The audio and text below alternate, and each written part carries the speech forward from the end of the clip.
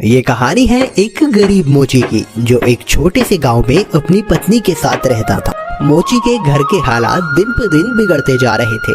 घर में जो भी राशन था वो भी खत्म होता जा रहा था। ऐसे ही एक दिन मोची ने अपनी पत्नी से कहा, अब मुझे और यहाँ नहीं रहना। यहाँ ना तो कोई कमाई हो पा रही है और ना ही कोई काम मिलता है। अरे पड़ोस का गांव बहुत बड़ा है, अब मैं वहाँ जाकर अपना मोचीगिरी का काम करूँगा। कुछ दिन घर से दूर रह लूंगा, कम से कम घर का खर्चा चलाने लायक कमाई तो हो जाएगी वहाँ। क्यों, वहाँ के लोगों के जूते चप्पल ज्यादा टूटे हैं क्या, जो आपको वहाँ जाकर ही मौजेगिरी करनी है? अरे अपनी जन्मभूमि में रहकर तो सिक्के कमाए नहीं जाते, पराए गाँव जाकर कमाएंगे ये पैसे। अगले दिन सुबह सुबह मोची चुपचाप अपने जूते चप्पल ठीक करने का सामान उठाकर दूसरे गांव की ओर निकल पड़ा। दोपहर होने तक वह पड़ोस के गांव माहुलबनी में पहुंच गया। हारा थका मोची जब माहुलबनी के बाजार में पहुंचा तो हैरान रह गया, क्योंकि वहां तो पहले से ही काफी मोची अपनी दुकान लगाए बैठे थे। अरे यहाँ तो पहले से ही इतने मोची अपनी दुकान लगाए बैठे हैं। ऐसे में मुझ अनजान मोची के पास ग्राहक कैसे आएगा? लगता है यहाँ से भी खाली हाथ ही जाना पड़ेगा मुझे। नहीं, खाली हाथ घर भी तो नहीं जा सकता। तभी मोची को ग्राहकों को अपने पास बुलाने की एक युक्ति सूझी। उसने अपनी दुकान लगाई और उस पर एक बोर्ड लगाकर बड़े बड़े शब्दों में लिख दिया, जूतों का अस्पताल। हमारे यहाँ जूतों का इलाज किया जाता है। नए जूते बनवा लो, नए जूते बनवा लो, या अपने पुराने जूते बिल्कुल नए जूतों की तरह बनवा लो। लोगों ने जब ये सब देखा तो उन्हें कुछ नया देखने को मिला। नए जूते बनवा लो, नए जूते बनवा लो, या अपने पुराने जूते बिल्कुल नए जूतों की तरह बनवा लो। जूतों का अस्पताल? अरे भाई मोची, जरा मेरे इन जूतों का इलाज तो करो। हाँ जी सेठ जी, अभी किए देता हूँ। मोची अपने छोटे से अस्पताल पर बैठकर सेठ के जूतों का इलाज करने लगा। ये लीजिए, अब आपका जूता बिल्कुल स्वस्थ है। अरे भाई वाह, कितना हुआ इसका इलाज का खर्च? बस साहब, सिर्फ एक तांबे का सिक्का। लो ये लो। ऐसे ही दूसरा ग्राहक मोची के अस्पताल में अपने जूतों का इलाज कराने आया। मोची ने जूतों का इलाज किया, पैसे लिए और बाकी ग्राहकों का इंतजार करने लगा। आज तो मैंने बहुत पैसे कमा लिए हैं। अगर मैं ऐसे ही काम करता रहा तो बहुत पैसे जमा कर लूंगा और एक घोड़ा खरीदूंगा। उसने बहुत मेहनत से काम किया और कुछ ही दिनों में 4 सोने के सिक्के जमा कर लिए। उनमें से उसने 2 सोने के सिक्कों के बदले एक व्यापारी से एक घोड़ा खरीदा और घर लौटने का फैसला किया। अगले दिन उसने अपना सारा सामान बांधा और घर के लिए निकल पड़ा। अपने रास्ते में उसे एक घने जंगल से गुजरना पड़ा, जहाँ उसने डाकुओं का एक झुंड देखा। हे भगवान, ये तो डकैत लगते हैं। ये डकैत मेरा सारा पैसा ले जाएंगे और मैं एक बार फिर से गरीब बन जाऊंगा। अब मैं क्या करूं? मोची बहुत चतुर था। उसने हिम्मत नहीं हारी और उसने एक योजना बनाई। उसने एक सोने का सिक्का घोड़े के गले में बांध दिया और आगे चला। चोरों ने उसे पकड़ लिया। अरे ओ, फटाफट अपना सारा पैसा निकालो, चलो जल्दी करो। देखो, मैं एक गरीब मोची हूँ, मेरे पास इस घोड़े के सिवाय और कुछ नहीं है। कृपया मुझे जाने दो डाकू भाई। जैसे ही उसने ये सुना, घोड़ा रेका और उसके गले से वो सोने का सिक्का नीचे जमीन पे गिर गया। अच्छा मक्कार झूठे, हमसे झूठ बोलने की तेरी हिम्मत कैसे हुई? अगर तेरे पास कुछ नहीं था तो ये सोने का सिक्का तेरे पास कहाँ से आया? रुकिए, अभी मैं आपको सब सच बताता हूँ। दरअसल ये घोड़ा सोना उत्पन्न करता है, इसी वजह से मुझे सारे पैसे मिलते हैं। ठीक है, ये घोड़ा तुझे हमें देना होगा, हम तभी तुझे यहाँ से जिंदा जाने देंगे। नहीं, बिल्कुल भी नहीं। अगर मैं इसे तुम्हें दे दूंगा तो मेरे पास कुछ भी नहीं बचेगा। चलो, हम तुम्हें इसके बदले 50 सोने के सिक्के देंगे। ठीक है, पर एक बात का ध्यान रखना कि बारी बारी से अपने साथ इस घोड़े को रखना, वरना आखिर में तुम सब पैसे के लिए लड़ते ही रह जाओगे। मोची ने घोड़ा बेच दिया और घर लौट आया। वो बहुत खुश था कि उसे सोने के सिक्के मिले थे। इस पैसे से उसने अपने ही गांव में थोड़ी सी जमीन खरीदी। इस बीच डकैत भी घोड़े को लेकर अपने अड्डे पर पहुंच गए। वहां डकैतों के सरदार ने अपने आदमियों से कहा, इस गिरोह का सरगना होने के नाते इस घोड़े को सबसे पहले मैं रखूंगा। उन सब ने अपने सरदार की बात मानी और उस रात सरदार अपने अड्डे पर उस घोड़े के साथ सोया। अगली सुबह जब वो उठा तो उसने देखा कि वहाँ अस्तबल में कुछ भी नहीं था। उसने पूरा अस्तबल सही से देखा पर उसे कुछ नहीं मिला। वो जान गया कि इस मोची ने उसे बेवकूफ बनाया है। इस बीच एक और डकैत वहाँ आया। सरदार, आपको सोना मिला? हमें भी बताइए कि कितने सोने के सिक्के घोड़े ने उत्पन्न किए।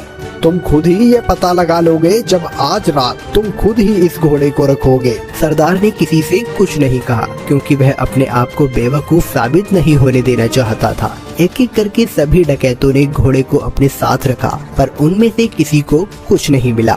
वे सब समझ गए कि उन्हें बेवकूफ बनाया गया है। उस मोची ने हमें बेवकूफ बनाया है, अब हम उसे सबक सिखाएंगे। सरदार, उसने ये साधारण सा घोड़ा हमें 50 सोने की मोहरों में बेचा है। हम उससे अपना पैसा वापस लेंगे और हमें धोखा देने की जुर्रत की सजा देंगे। हाँ चलो चलो। वे सब के सब मोची के घर की तरफ निकल पड़े। मोची अपने खेतों में काम कर रहा था। उसने सभी डकैतों को अपने घर की तरफ आते हुए देख लिया। मोची जल्दी से अपने घर में गया और अपनी पत्नी से बोला, अरे भाग्यवान, मेरी बात ध्यान से सुनो। अभी एक डकैतों का झुंड यहाँ आएगा और जब वो मेरे बारे में पूछे तब तुम उनसे कहना कि मैं खेतों में काम कर रहा हूँ। फिर हमारे कुत्ते जबरा को भेजना मुझे बुलाने के लिए। ये कहकर वो अपने घर के पीछे छुप गया। कुछ देर के बाद चोर वहाँ आ पहुँचे। वो मोची कहाँ है? बुलाओ उसे, हम उससे बात करना चाहते हैं। वो तो खेत पर गए हुए हैं। आप रुकिए, मैं अभी अपने कुत्ते को भेजती हूँ उन्हें बुलाने के लिए। जबरा, तनिक अपने मालिक के पास तो जाना और जाकर उनसे कहना कि कुछ लोग उनको बुलाने आए हैं। ये सब क्या है? क्या जबरा सचमुच तुम्हारे पति को यहाँ ले आएगा? जरूर, वो हर बात समझता है। जब वो खेत पर होते हैं और मुझे उनसे बात करनी होती है तो मैं बस जबरा को उनके पास भेज देती हूँ और जबरा मेरी बातें उन तक पहुँचा देता है। डकैत मोची की पत्नी से बात कर रहे थे, तभी मोची वहाँ आ पहुँचा। ओह डकैत भाई, आप आए हैं। जबरा ने मुझे बताया कि आप मुझसे कुछ बात करना चाहते हैं। हमें तुम्हारे इस घोड़े से कुछ नहीं मिला। तुमने हमें धोखा दिया, हमसे झूठ बोला। अरे आप कैसी बात कर रहे हैं? मुझे लगता है आपको कुछ तो गलतफहमी हुई है। आज जो कुछ भी मेरे पास है सब कुछ उस घोड़े की बदौलत ही है। अच्छा चलो ठीक है, हम तुम पर एक बार और विश्वास करते हैं, पर उसके बदले तुम्हें हमें ये कुत्ता भी बेचना होगा। अरे नहीं, बिल्कुल भी नहीं, मैं इस कुत्ते को तुम्हें नहीं बेच सकता। अरे चलो, हम इसके लिए तुम्हें 40 सोने के सिक्के देंगे। थोड़ा इनकार करने के बाद मोची सहमत हो गया कुत्ता बेचने के लिए। चोरों ने जबरा को लिया और चले गए। जब सभी डकैत अपने अड्डे पर पहुंचे तो सरदार ने ऐलान किया कि वो पहला होगा जो कुत्ते को अपने पास रखेगा। बाकी डकैतों ने उसकी आज्ञा मानी और चले गए। सरदार ने अपने बेटे श्याम को बुलाया। सुनो श्याम, मैं अब काम पर जा रहा हूँ। अगर मेरी जरूरत पड़े तो इस कुत्ते को मुझे बुलाने के लिए भेज देना। जैसा आप कहो पिताजी। कुछ देर बाद एक डकैत को अपने सरदार से एक काम आन पड़ा। उसने श्याम के पास आकर सरदार को बुलाने के लिए कहा, आप रुकिए, मैं तुरंत उन्हें बुलावा भेजता हूँ। जबरा, जा और जाकर पिताजी से कहना कि कोई वहाँ आया है उनसे मिलने। जबरा सरदार के अड्डे से भागा और बजाय सरदार के पास जाने के वो सीधा मोची के पास गया। जब सरदार घर वापस आया तब उसने देखा कि जबरा वहाँ नहीं था। वो जान गया कि जबरा जरूर अपने मालिक के पास गया होगा, तो वह अकेला फिर से मोची के घर गया। सुनो, क्या जबरा तुम्हारे पास आया हुआ है? हाँ, वो यहाँ आया है। मेरे ख्याल से उसे जरूर मेरी याद आ रही होगी। मेरी मानिए तो उसे थोड़ा सा समय दीजिए, अंत में वो आपको अपना मालिक स्वीकार करने ही लगेगा। सरदार जबरा को वापस ले गया और उसने अगले दिन उसे अपने साथी को दे दिया। जबरा सारे डकैतों के साथ एक एक करके रहा, पर वह हर दिन मोची के पास वापस लौट आता। सबने ये जान लिया कि एक बार फिर से मोची ने उनका बेवकूफ बनाया है। उन सब ने विचार विमर्श किया, इस बार हम बेवकूफ नहीं बनेंगे। मैं उस मोची को अब सबक सिखाऊंगा।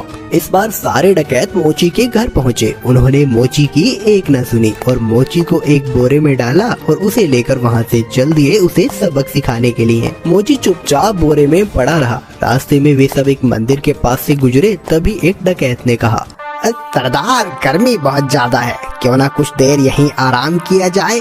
सरदार भी उसकी बात मान लेता है और मोची को वहीं छोड़कर मंदिर में आराम करने के लिए चले जाता है। सुअरों का एक झुंड वहाँ से गुजर रहा था और जब मोची ने सुअरों के झुंड की आवाज सुनी तो मोची को एक उपाय सूझा और उसने तेज आवाज में चिल्लाना शुरू किया, मैं ऐसा नहीं करूँगा, मैं ऐसा नहीं करूँगा, मुझे छोड़ दो, मुझे जाने दो।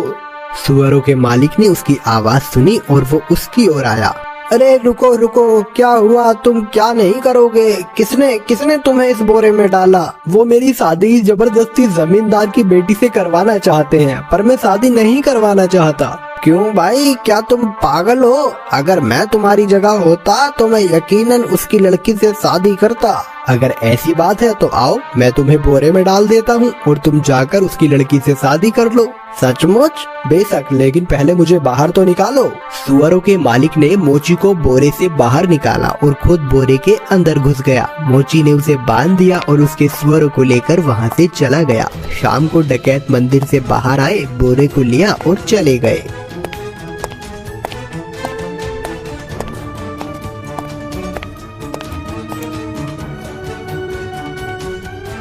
क्यों ना इस मोची को हम यहाँ इस कीचड़ में फेंक दें, ये इसे अच्छा सबक मिल जाएगा। डकैतों ने उसी कीचड़ में फेंक दिया और वहाँ से चले गए। वापस आते हुए उन्होंने मोची को सड़क पर देखा और वो हैरान रह गए। अरे तुम यहाँ कैसे पहुँचे? डकैत भाई, उस कीचड़ के नीचे एक जादू स्थान था और वहाँ बहुत सारा सोना था और बहुत सारे सुअर उस सोने की रखवाली किया करते थे। मैं इन सुअरों की मदद से वहाँ से वापस आया और कुछ सोना भी अपने लिए लेकर आया हूँ। अब फिर से वहीं जा रहा हूँ। अरे सुनो, हमें तुम उस जादुई स्थान पर ले चलो और खबरदार, तुम वहाँ रखे सोने को अब हाथ भी नहीं लगाओगे। पर मैं अरे जैसा मैं कहता हूँ वैसा करो। ठीक है, अगर तुम जोर देते हो तो। डकैतों का झुंड उस कीचड़ के पास आ पहुंचा और एक एक करके कीचड़ में कूद गया, लेकिन किसी के हाथ कुछ न लग सका और इस तरह फिर एक बार मोची ने अपनी चतुराई से अपनी जान बचा ली।